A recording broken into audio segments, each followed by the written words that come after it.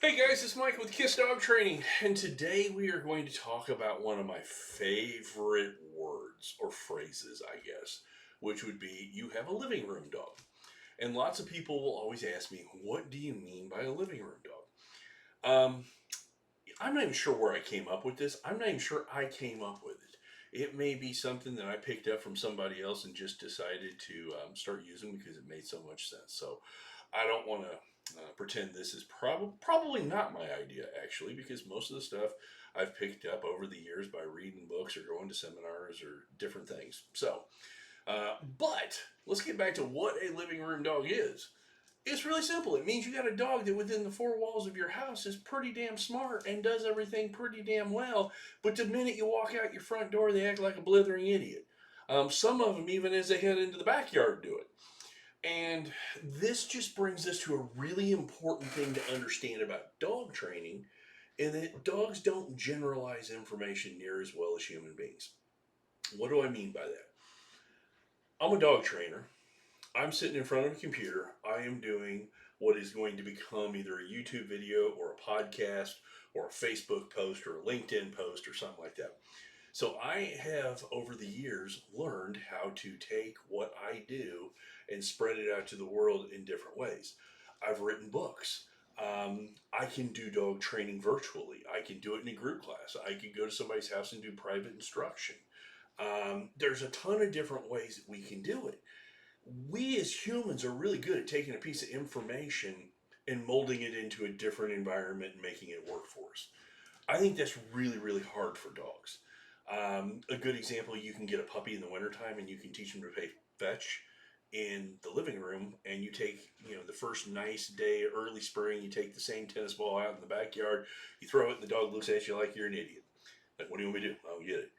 You literally have to kind of reteach the skill in the backyard, then maybe at the park, or maybe at the dog park, or wherever you go for the nice, safe area where you can have your dog off leash. If you've watched this video, you know that I have a little bit of a pet peeve about dogs being off leash in areas they shouldn't be. Sorry, tangent. Back on track. We are generalization machines. Your dogs aren't. And this is the big thing about the idea of the living room dog, and the way I do my private sessions with clients is we start inside the house, then I'll make you work in the backyard, then we'll move to the driveway, then we'll go from the driveway to a walk, then we'll go from the walk to a walk with distractions. Then we'll go to a city park and walk the dog. And then maybe hit a trail somewhere where we're going to have even more layers of distraction.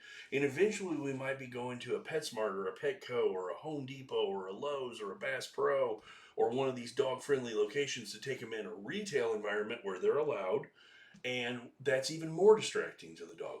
But if you were to start at, level three with a dog who's never done level one and level two, no wonder so many people fail at dog training. We're great at putting dogs in situations they can't handle and then getting mad at them. Now, this is where I kind of roll my eyes and I say, think about how we deal with people. Think about how we deal with kids. Think about how bosses deal with employees. Think about how people deal with their spouses sometimes.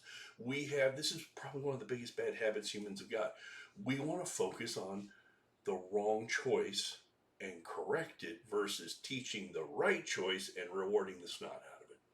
So, as we are looking at the idea of the living room dog, is I have to convince people to back up and find some traction. Back up and make it simple enough to where the dog's light bulb goes off and goes, okay, I got what you want. Maybe it's a stay in the middle of the living room. Okay. Once we have it in the living room, I might start heading out with my cup of coffee every morning and just start working the dog on the back patio while I'm drinking my coffee.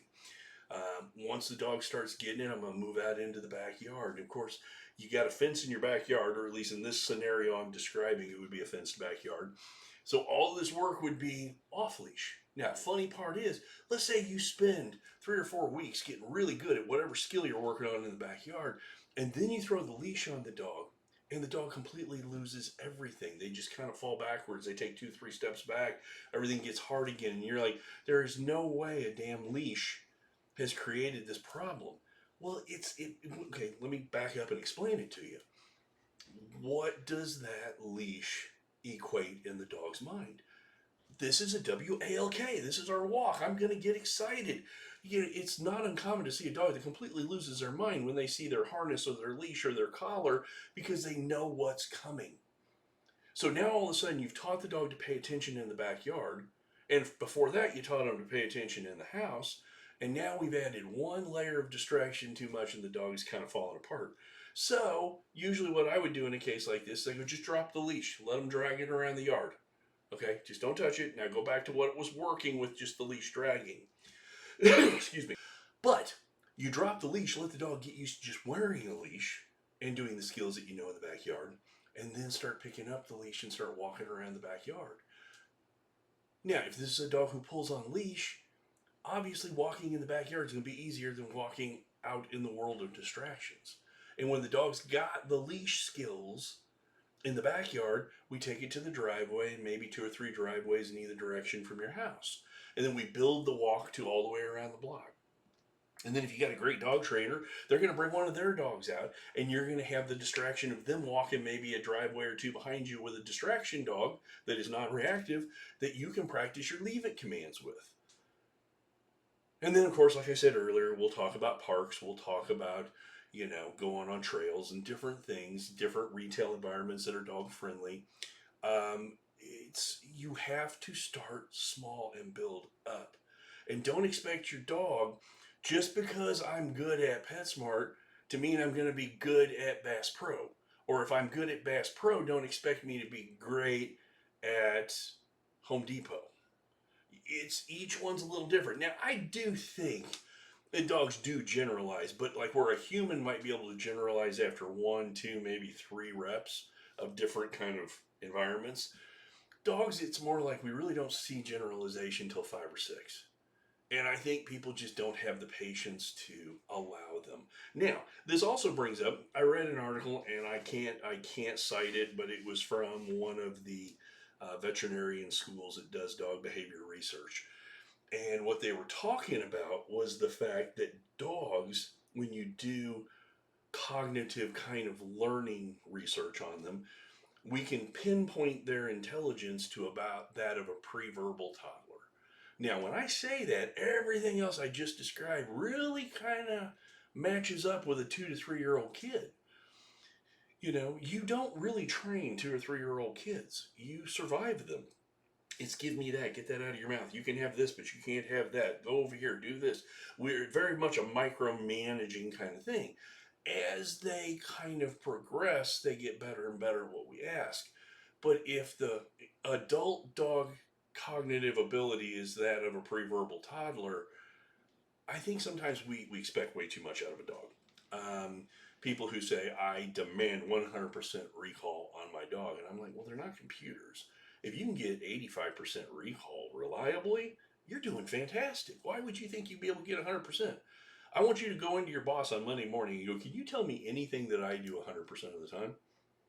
Probably not. So, okay, well, let's kind of wrap this up. Living room dog.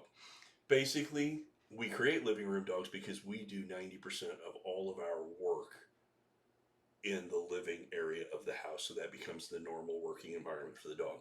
The other 10% is when we're not prepared to put the dog in a situation that they can't handle and they lose their mind and they go nuts. And then you call me and go, I want the dog to be perfect outside as I want him to be perfect inside. And my answer is always the same. If you want your dog to be perfect in all environments, then you are going to need to be perfect and practice. Let me back that up. To be perfect in every environment means you have to have practiced in every environment and achieved a certain amount of reliability. If you're the kind of person where you're going to tell your dog trainer, hey, I just want to work inside the house, maybe the backyard, I'll take him for a walk around the block, but I'm not doing any of the other stuff. Well, then don't expect your dog to listen in those environments.